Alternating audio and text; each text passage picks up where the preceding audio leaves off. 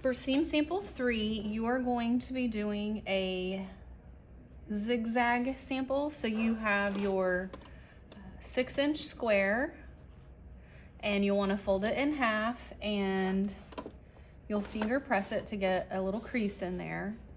Then you're going to adjust your sewing machine by using the stitch selector, turning it to a 5.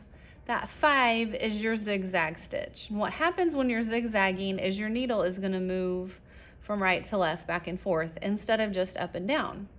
One thing that we want to do when we are zigzagging anything is determining the correct stitch length and stitch width. And so you kind of have to just play around with the fabric that you're using, depending on the weight of the weave that you have or how tightly woven it is. You may need a larger or smaller stitch length. I would say to be on the safe side, you'll want to increase your 1.4 up to a 2. So we've got a 2 stitch length and a 4 stitch width. Whenever you're going to be starting with a zigzag, you need to look at the needle position. When I automatically put it on the 5 on the stitch selector, it moves the needle over to the right, and that's where we want it. We always want it to start out on the right hand side and then move over to the left. So it's going to go right, left, right, left. Where we're going to start out with is our needle in the down position and the fabric edge butting up against the side of your needle. So I'm just going under the presser foot and I'm going to butt my fabric right up next to it and lower the foot. So now what's going to happen is the needle is right here next to the fabric, and then it's going to go on the fabric, on the edge, on the fabric, on the edge, on the fabric, on the edge. Another way to do this is to look at the top of the presser foot, and the edge of your fabric is actually in line with that little groove in the foot in the clear plastic side. Okay, just on the right hand side of the needle. So to get started here, I'm just going to stitch forward a few stitches. Now with a zigzag, you don't really need to back stitch. It's just securing the edge of your fabric so that it doesn't unravel. So I'm going to get to the corner. I'm going to go one more stitch. Now I'm in the corner. I'm just going to leave my needle down because it's on the right. So I leave it down on the right, lift my presser foot, and then a pivot over here where I'm going to have my fabric butt up against the side again. And now it is going to stitch on, off, okay, right along the edge.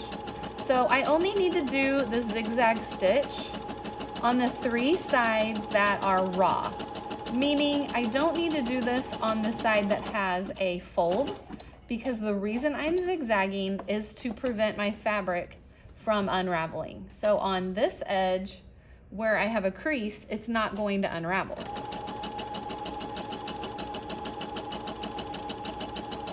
Okay, so I'm going to get to the end here. I did do a little bit of a back stitch just to secure it. But we just want to make sure it catches. And so see, I can pull these few little threads out. I can trim them up. But then that zigzag stitch keeps me from being able to unthread it anymore or unravel it anymore. It's going to secure that edge. Okay, so that's what I want to do for the first part.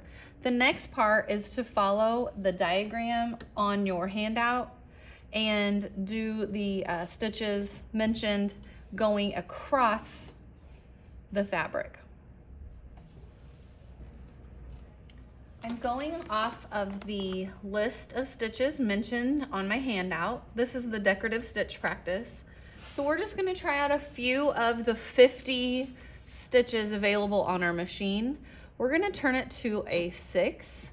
And then for this, I'm just going to put the right edge of my presser foot in line with the edge of my fabric.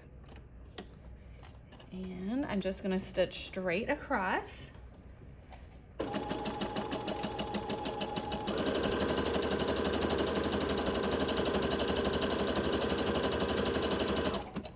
Okay. And then I'm going to do the next stitch, which is the stitch 10. And so I'm going to turn the dial and go to a 10. And I'm going to line the edge of this stitch up with the edge of my foot. and then stitch across. Just watch the needle, what it's doing. It kind of goes up and back a little bit to create this like blanket stitch. It's a nice stitch to use to do a decorative trim. Then you could do stitch 13. So for stitch 13, I'm gonna line the right edge of my foot up with the edge of that last stitch. This one takes a little while because your needle is gonna be moving back and forth. So it takes a little bit.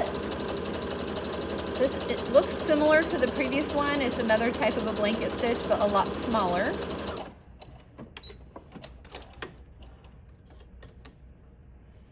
And then the next one, we're gonna go to stitch 17.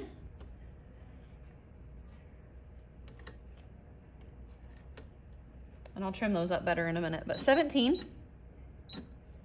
I love this one. This one does take a little bit of time, so we'll line it up with the right edge of the foot on the last stitch. This does more of a swirl shape, and it does take quite a bit more time to stitch out. So if you're ever doing like handles on a bag and you want to add a decorative stitch, something like stitch 6 here would go really quick, and then something like stitch 17 is going to take you a little bit more time and a little more thread probably. Okay. And then finally, we are going to adjust and do number 21. I also really like this one. It's cute. Again, just put the presser foot in line with your last one and stitch it out.